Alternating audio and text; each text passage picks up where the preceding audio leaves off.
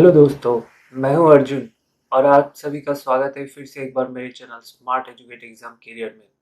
दोस्तों, सरकारी नौकरी मिलना कोई पहाड़ तोड़ने वाला काम नहीं है। आपको भी मिल सकता है, मुझे भी मिला है। मैंने बहुत एक बार नहीं, बहुत बार मैं बहुत सारा एग्जाम क्लियर करके अभी मैं रेलवे में चीफ कंट्रोलर हूँ।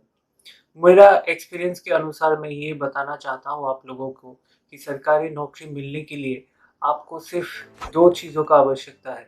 एक है निष्ठा और एक एकाग्रता। ये निष्ठा और एकाग्रता के साथ ही आप अपना एग्ज़ाम क्रैक कर सकते हैं। इसका मतलब ये हुआ, मतलब आपका जो प्रिपरेशन लेवल है, ये इसका मतलब ऐसा नहीं है कि आप एक दिन 5 घंटा प्रैक्टिस कर लिया, उसके बाद एक हफ्ता आप किताब के साथ आपका कोई नाता ही नहीं रहा, ऐसा नहीं। डेली डेली करना है कंसिस्टेंटली। अगर आप कंसिस्टेंटली डेली प्रैक्टिस करते हैं तो आपको और आपका जॉब या नौकरी के बीच कोई नहीं रोक सकता। तो दोस्तों, स्वागत है मेरे चैनल में। आपने आगे तो अगर मेरे चैनल को सब्सक्राइब नहीं किया तो अभी सब्सक्राइब कीजिए, क्योंकि आपको बहुत ही यूज़फुल इन्फॉर्मेशन मिलने वाले हैं गवर्नमेंट जॉब्स के बारे में और इसके प्रिपरेशन टिप्स के बारे में। आज हम बात करेंगे स्टाफ सिलेक्शन कमीशन एसएससी के कॉम्बाइंड ग्रेजुएट लेवल के एग्ज़ाम के बारे में। उससे पहले कि हम लोग अपना प्रिपरेशन स्ट्रेटेजी और टिप्स स्टार्ट करें, इससे पहले मैं ये बोल देना चाहता हूँ कि अभी तक आपने अगर एसएससी सीजीएल का फॉर्म फिलअप नहीं किया है तो अभी भी कर सकते हैं। 31 दिसंबर तक इसका लास्ट डेट है। अभी भी आपने अगर इसका फॉर्म फिलअप नहीं किया तो कर दीजिए। ये बहुत ही अच्छा अपॉर्चुनिटी है, बहुत सारे पोस्ट है इसके और डिफरेंट जो गवर्नमेंट ऑर्गेनाइजेशन है वहाँ आपकी पोस्टिंग होती है।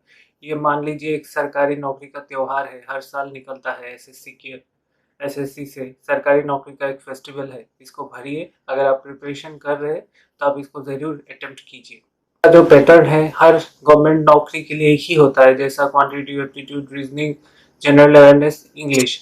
अगर आप इन चार चीज़ पे आपका ग्रैप्स हो गया तो आपको बहुत हद तक आपका आसान हो जाता है। और कुछ कुछ कस्टमाइजेशन होता है, जैसा एसएससी के लिए थोड़ा पैटर्न कुछ अलग होता है, बैंक्स के लिए अलग, आरबीआई से भी उसके लिए थोड़ा अलग प्रिपरेशन चाहिए। तो आज हम बात करेंगे सिर्फ स्टाफ सिलेक्शन कमीशन के कॉम्बाइंड ग्रेजुएट लेवल के बारे में। तो चलिए शुरू करते हैं। पहले बात करेंगे हम क्वांटिटेटिव एप्टीट्यूड के। क्वांटिटेटिव एप्टीट्यूड एक बहुत ही इम्पोर्टेंट चीज़ है आपको और आपके गवर्नमेंट नौकरी के बीच। ये हर एग्जाम में होता है और ये एसएससी का टायर 2 में इसमें बहुत ज़्यादा वेटेज है, तो इसको आप बहुत अच्छा से प्रिपरेशन कीजिए। मैंने अपना जो प्रिपरेशन स्ट्रेटेजी था इसके आधार पे मैं बोल रहा हूँ। मैं पहले आपको कोई भी एक बेसिक किताब उठा लेना है। कोई भी बेसिक किताब उठा के इसको पूरा जितना चैप्टर्स है सब आपको कंप्लीट कर लेना है एक बार। ऐसा एक बार कर सकते हैं आप, जो एसएससी का जो नोटिफिकेशन है वहाँ पे जाके जो सिलेबस है उसको देख लीजिए। ऐसा नहीं कि जो नहीं चाहिए वो भी आप कर डालें इस बार एसएससी के लिए, वो नहीं। जैसे परम्यूटेशन कॉम्बिनेशन वो आपका एसएससी में आता नहीं है लेकिन बैंक्स में आता है, तो अभी आप एसएससी का कर रहे हैं तो वो चैप्टर आप स्किप कर सकते हैं। तो इसलिए जो ऑफिशियल नोटिफिकेशन वहाँ से उठा के आपका जो सिलेबस है वो देखिए, सिलेबस हमेशा हाथ में रखिए। और एक बेसिक किताब, जैसे मैंने अपने प्रिपरेशन के टाइम में किरण का क्विकेस्ट मैथमेटिक्स ये किताब मैंने यूज़ किया था। तो ये किताब का डिस्क्रिप्शन में मैंने लिंक दे दिया है, आप इसको खरीद के इसका जो सारे जो चैप्टर्स है एक के बाद एक कंप्लीट करते जाइए। सारे कंप्लीट होने के बाद और एक टिप्स मैं देना चाहूँगा। मैं ऐसा करता था, जब आप प्रिपरेशन करते रहेंगे देखिएगा कि बहुत सारा फॉर्मूला आ गया है, तो इतना सारा फॉर्मूला को हमेशा याद रखना मुश्किल हो सकता है। तो इसलिए मैंने क्या किया था, एक ऐसा रफ नोटबुक बनाया था। तो इसमें मैंने सारा जो फॉर्मूलाज है, ज्योमेट्री, ट्रिग्नोमेट्री और प्रॉफिट एंड लॉस, जो भी हो, जितना सारा आपका ये है टॉपिक्स है, सब चीज़ का मैं फॉर्मूला लिख लिख के उस कॉपी में नोट डाउन करके रखता था। और हर सुबह उठने के बाद मेरा पहला काम यही था, ये जो सारे फॉर्मूलाज है इसको एक बार रिवाइज करना। तो ऐसा करने से ये होता है कि इतना सारा जब प्रिपरेशन करते जाएंगे देखेंगे इतना सारा फार्मूला, और एग्जाम के टाइम में बहुत ही कम टाइम में बहुत ज़्यादा करना पड़ेगा, या मॉक टेस्ट जब आप देंगे तो ऐसा होने से आपको फार्मूला आपका दिमाग में रेडिली अवेलेबल रहता है। तो ये एक बहुत अच्छा स्ट्रेटेजी है, ये मेरा सर ने हमको बोला था। तो आप भी आपका फॉर्मूला जैसा लिख के रखिए और सुबह उठ के रोज पढ़िए। जब आपको लगेगा कि आपका क्वांटिटी एप्टीट्यूड में ग्रेप्स आ गया है तो हफ्ते में 1 दिन कीजिए या फिर हफ्ते में 2 दिन। लेकिन अभी इनिशियल स्टेज में आप रोज जैसे जैसे करते जाएंगे फॉर्मूला लिखते जाइए और रोज सुबह उठ के उसको रिवाइज कीजिए। और एक टिप्स है जो मैं देना चाहूँगा कि आप मल्टीप्लिकेशन टेबल जो है 1 से लेके 30 तक पूरा याद रट डालिए, पूरा याद कर लीजिए। ऐसा होने से आप जब कैलकुलेशन जब मॉक टेस्ट देंगे तो आपको लगेगा कि ये सब चीज़ आपको बार बार आ रहा है।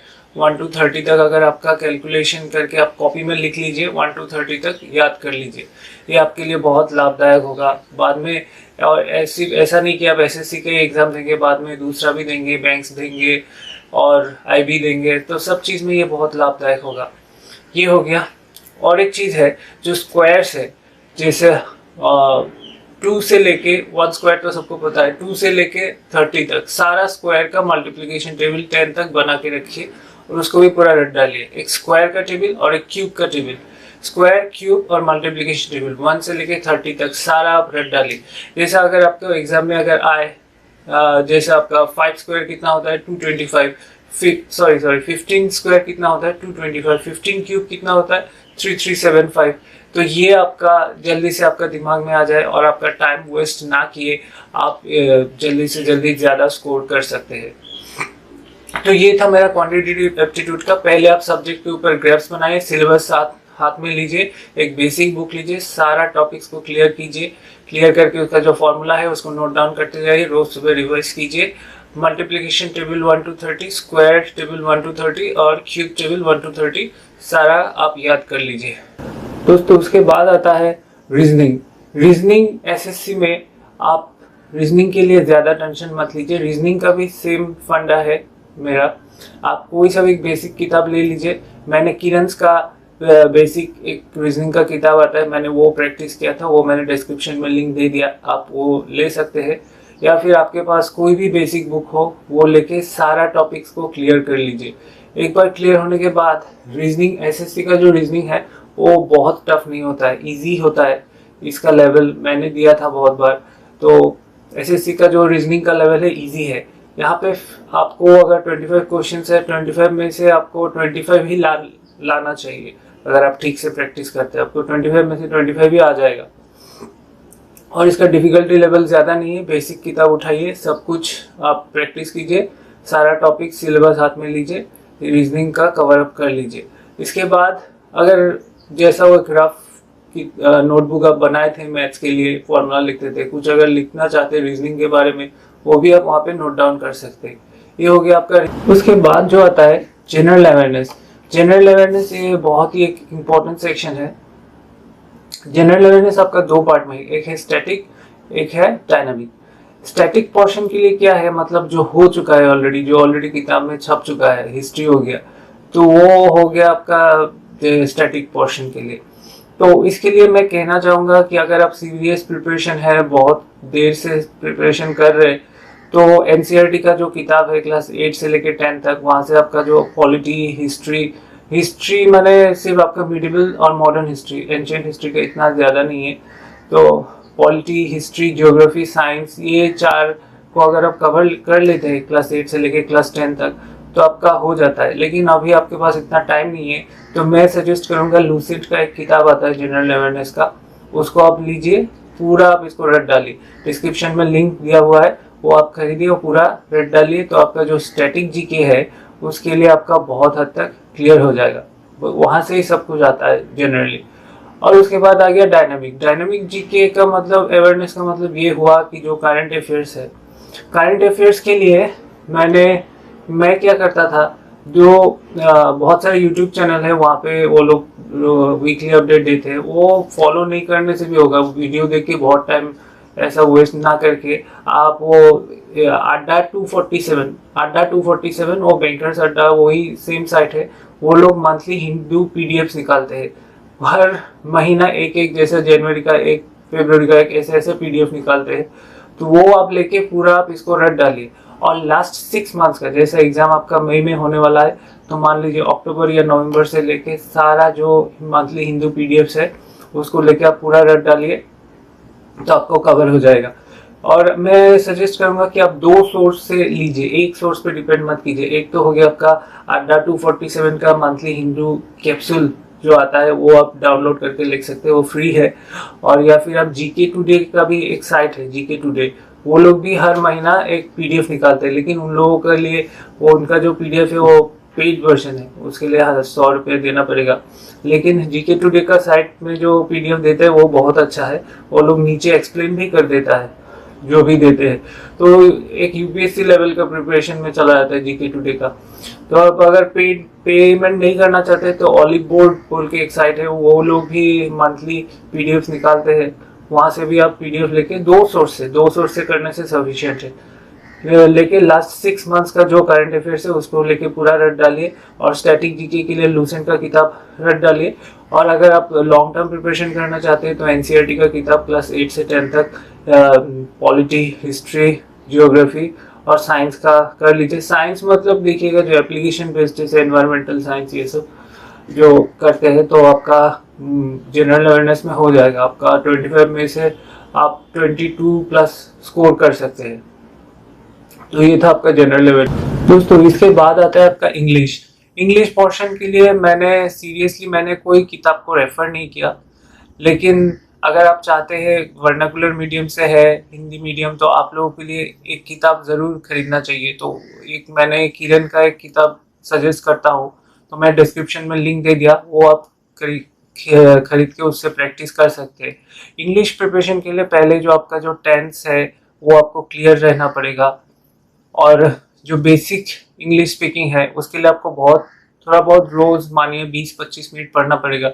न्यूज़पेपर्स रीडिंग बहुत लोग सजेस्ट करते हैं, तो अब इंग्लिश न्यूज़पेपर खरीदना पड़ेगा ऐसा बात नहीं है। और आपका वो जैसा हिंदू का साइट में या इंडियन एक्सप्रेस, वहाँ पे जाके भी ई पेपर देख सकते हैं, या फिर उसका पीडीएफ डाउनलोड करके रोज का पेपर को पढ़ सकते हैं। तो वो पढ़ते रहने से इंग्लिश का एक ही फंडा है, पढ़ते रहना पड़ेगा। जितना आप रीडिंग करेंगे उतना आपके लिए अच्छा है। तो उसके लिए अब सेंटेंस करेक्शन, सेंटेंस फॉर्मेशन, कहाँ कौन सा जगह पे कौन सा वर्ड फिट बैठेगा, उसका आइडिया आपको होते रहेगा। और ये एक तो चीज़ है। और दूसरा चीज़ है आपका जो ग्रामर के लिए जस्ट एक बेसिक बुक लेके आप उसको पढ़ सकते हैं। तो इंग्लिश के लिए आपका न्यूज़पेपर पढ़िए और एक बेसिक किताब उठा के पढ़ते रहिए, तो ये आपका बहुत हद तक आपका इंग्लिश कवर अप कर देगा। तो सेकंड आपका जो टायर 2 है उसके लिए मैं सेपरेट वीडियो बनाऊंगा। टायर 2 के लिए आपका बहुत इंग्लिश पे बहुत ज़्यादा वेटेज है, कॉम्प्रिहेंशन भी बहुत ज़्यादा है। तो इसलिए अभी से अगर न्यूज़पेपर पढ़ना स्टार्ट करते हैं तो ये आपको बहुत हद तक आपको हेल्प करेगा। तो ये था इंग्लिश का स्ट्रेटेजी। अब ऐसे करते हैं और अब प्रैक्टिस रोज करते रहना पड़ेगा, तो बहुत हद तक आपका क्लियर हो जाएगा। दोस्तों इसके बाद आता है हमारा प्रिपरेशन स्ट्रेटेजी का प्रीवियस ईयर क्वेश्चन पेपर। दोस्तों ये बहुत ज़्यादा इंपॉर्टेंट बात है। Previous year question paper SSC का लास्ट 5 ईयर्स का आप उठाइए, आप सॉल्व करते जाइए। खासकर जो लास्ट 3 ईयर्स का है उसका उठाइए, एकदम एक भी क्वेश्चन मत छोड़िए। आप देखिएगा क्वेश्चंस का जो टाइप है, पैटर्न है, वो रिपीट होते रहता है। जैसे फिगर्स चेंज हो गया, लेकिन आपका जो टाइप पैटर्न है वो सेम आते रहता है। तो एक बार आप प्रीवियस ईयर क्वेश्चन पेपर सारा क्वेश्चन को सॉल्व कर ले, आपको खुद ब खुद एक नॉलेज आएगा कि आपका कैसा क्वेश्चंस आने वाला है। आप देखेंगे कि रीजनिंग का जो लेवल है बहुत ज़्यादा टफ नहीं है, अच्छा से प्रिपरेशन करने से इजी से हो जाता है। इंग्लिश का जो लेवल है मॉडरेट लेवल में रहता है, ज़्यादा टफ भी नहीं और ज़्यादा इजी भी नहीं है, जस्ट इजी और मॉडरेट के बीच रहता है। और जनरल अवेयरनेस अब तो ये आपके ऊपर है कितना आप करंट अफेयर्स को देखते हैं। और स्टैटिक जीके बहुत ज़्यादा टफ नहीं होता, वो हो जाएगा। लेकिन मैथ्स का यहाँ पे जो है, मैथ्स थोड़ा आपको ये अच्छा से देखना पड़ेगा, क्वांटिटेटिव एप्टीट्यूड, क्योंकि अब मेंस में भी जब टायर 2 में जाएंगे वहाँ पे आपको बहुत ज़्यादा वेटेज है मैथ्स में। तो मैथ्स अच्छा से कीजिएगा और इंग्लिश, तो ये दोनों बहुत इंपॉर्टेंट चीज़ है। तो प्रीवियस ईयर क्वेश्चन पेपर आपको करना ही है। तो मैंने जो अपना डिस्क्रिप्शन में लिंक दिया किरण का किताब, वहाँ पे ऑलरेडी प्रीवियस ईयर का क्वेश्चन पेपर सॉल्व किया हुआ है और दिया हुआ है। आपको अलग से प्रीवियस ईयर क्वेश्चन पेपर का कोई किताब खरीदने की ज़रूरत नहीं है। ऑनलाइन में भी अवेलेबल है, लेकिन आपको मोबाइल से पढ़ने में दिक्कत होगा या फिर लैपटॉप या डेस्कटॉप में भी आपको प्रॉब्लम हो सकता है। इसलिए मैं सजेस्ट करता हूँ कि किताब खरीद लेना ही बेहतर है। जब आप सीरियस हो प्रिपरेशन के लिए, आप लॉन्ग टर्म प्रिपरेशन करना चाहते हैं, इसके लिए किताब खरीद लेना ही बेहतर है। उसके बाद आपने सारा जो टॉपिक्स है उसको ग्रैब्स कर लिया, प्रीवियस ईयर क्वेश्चन पेपर भी सॉल्व कर लिया, तो उसके बाद आता है मॉक टेस्ट देना। मॉक टेस्ट एक बहुत ही इंपॉर्टेंट चीज़ है, अगर आप ये नहीं देते हैं तो आप एग्ज़ाम क्लियर ही नहीं कर सकते। मॉक टेस्ट आपको ऑनेस्टली देना है घर में बैठ के एग्जाम कंडीशन में। जैसे 1 घंटा का पेपर है तो उतना ही क्वेश्चन लेके आप सॉल्व करिए, देखिए आपका कितना मार्क्स आता है। तो ऐसे आपको पता लगेगा आप कहाँ पे स्टैंड कर रहे हैं दूसरे कंपटीशन, प्रीवियस ईयर पिछले साल का कट ऑफ कितना था और आपका कितना आ रहा है अभी, तो आपको पता लग जाएगा आप कहाँ पे खड़ा है, आपका प्रिपरेशन कैसा चल रहा है। तो मॉक टेस्ट का में आपको एग्जाम फीलिंग आएगा एक, और आपको ऑनेस्टली देना है। ऐसा नहीं दे रहा हूँ एक बार किताब खोल के देखा फिर उठ के जाके पानी पिया, ऐसा मत कीजिए। मॉक टेस्ट में आप सीरियसली दीजिए, और एग्जाम का जो लास्ट 30 या 40 दिन है वहाँ पे आपको रोज एक एक मॉक टेस्ट, 1 या 2 करके मॉक टेस्ट देते रहना है। तो ऐसा करने से आपका जो प्रिपरेशन लेवल बहुत हद तक अच्छा हो जाता है। और ये सारा सब्जेक्ट कवर अप होने के बाद हफ्ता में एक मॉक टेस्ट दीजिए, और एग्जाम का लास्ट 30 डेज या 40 डेज में रोज 1-2 करके मॉक टेस्ट रोज दीजिए। और देने के बाद वहाँ वो ऐसा मत रख दीजिए, उसको एनालाइज कीजिए कहाँ गलती हुआ, कहाँ आप फिर से ये कर सकते हैं, इम्प्रूव कर सकते हैं। मॉक टेस्ट बहुत ज़्यादा है। तो ये था आपका मॉक टेस्ट हो गया। तो और आपका वीकली रिवीजन, हम लोग जो करंट अफेयर्स जो पढ़ेंगे आप वीकली या जो पिछले 6 महीने का, वो हम लोग लेकिन भूलते रहते हैं। आप भी प्रिपरेशन का टाइम में देखिएगा, आज पढ़ लिया लेकिन आपको नेक्स्ट 1 हफ्ता बाद ये याद नहीं रहेगा। तो एक रिवीजन करने का एक स्ट्रेटेजी बहुत ज़रूरी है। तो ऐसा कर लीजिएगा, 1 हफ्ता जो पढ़ा है मैंने सैटरडे संडे को आप रिवाइज कीजिएगा 2 घंटा करके। अगर आप रिवीजन नहीं करते तो जो रिटेन कर रहे हो भूल जाएंगे। तो ये था मेरा एसएससी सीजीएल का स्ट्रेटेजी। अगर आप ऐसे फॉलो करते हैं तो आप बहुत हद तक आप आगे बढ़ेंगे और आपको एग्जाम जरूर क्लियर होगा। और दोस्तों और एक बात बता दूं, एग्जाम का क्वेश्चन पैटर्न ऐसा होता है कि 30% क्वेश्चन बहुत इजी होता है और 50% ऑफ द क्वेश्चन वो मॉडरेट लेवल का होता है, और बाकी 20% का क्वेश्चन वो थोड़ा टफ होता है।